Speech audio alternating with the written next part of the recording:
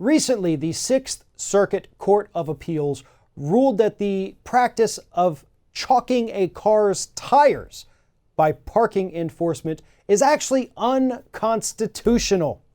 And this case, this ruling, could have broad implications far outside of just the North. Joining me now to discuss this is Scott Hardy from Top Class Action. Scott, interesting story because you and I typically don't get to talk about good things happening. We have to always talk about all the bad things happening for consumers. And here we actually have some good news. You know, the tire chalking, at least up in, what are the states here? Michigan, Ohio, Kentucky, and Tennessee. Totally unconstitutional according to the Sixth Circuit.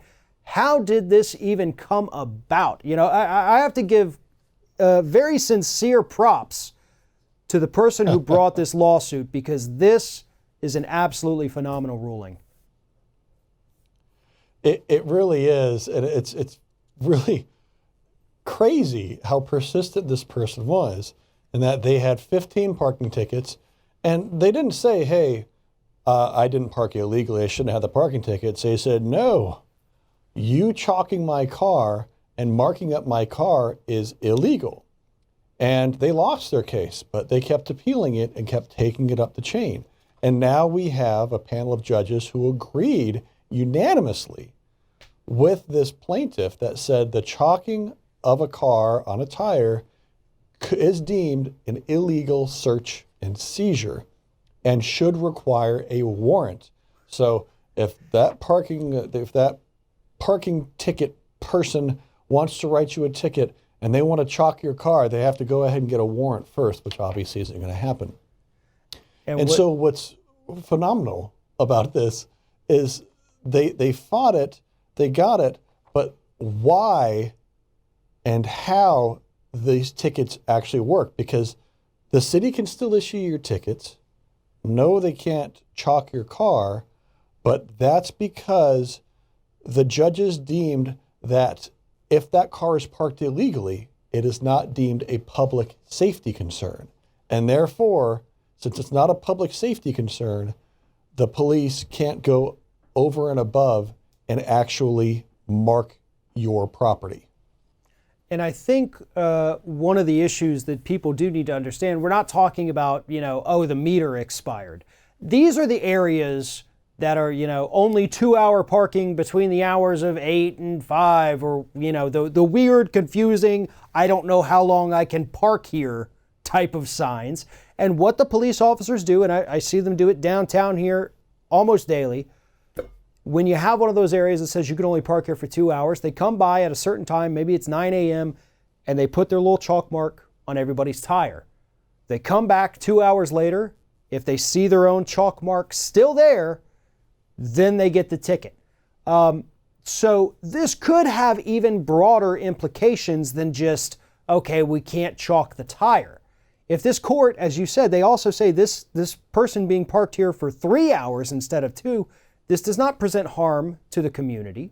This is not a injury of any kind.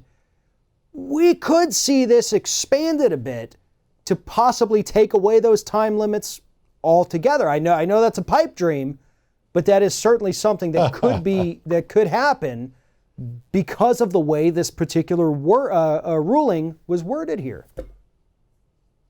Right, because this is in federal court, so even though it just covers the districts of Michigan, Ohio, Kentucky, and Tennessee, you could have this same case filed in every state of the union, and they're going to look at this case theory as the basis to actually throw out these tickets. So are they going to stop that practice? No, probably not.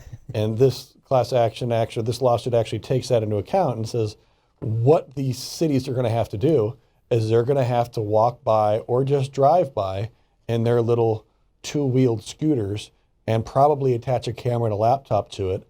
And so the new practice won't be them walking by and putting a chalk mark on every single car. It'll just be them and their little police Segways with a camera attached and just driving by and taking a scan, boop, boop, boop, of every single car. And then when they scoot back over, it'll tell them how long that car has been, and then they'll be able to legally cite you if it's against the law.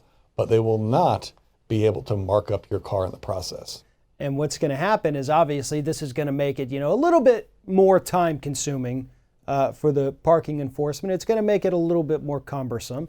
And they're not going to be happy about it because it's going to result in fewer tickets, which is going to be less revenue, because that's what all this is about at the end of the day. People have to understand that. Again, you getting a parking ticket, really most traffic tickets of any kind, this is not a state penalty. This is a locality.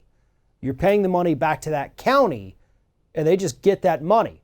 No property was destroyed, so it's not like they have to use part of it to pay for something, to fix something. No, this is money in their pockets. So I'm not going to cry too much because this is money. Again, this actually just goes right back to these particular agencies. But look, I have to say again, the person, plaintiff, Allison Taylor, very big accolades to Allison Taylor for fighting this, for continuing to fight it, because this practice needs to end. Phenomenal lawyers on this case as well, because for the life of me, I never would have thought that it would have gone this way. So again, Allison Taylor, if you're watching, amazing work here, and same to all of the lawyers who worked on this particular case for you.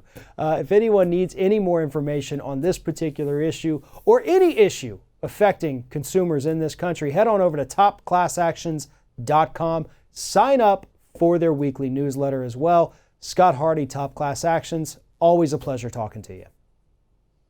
Great talking to you too, Farron. Thank you, sir.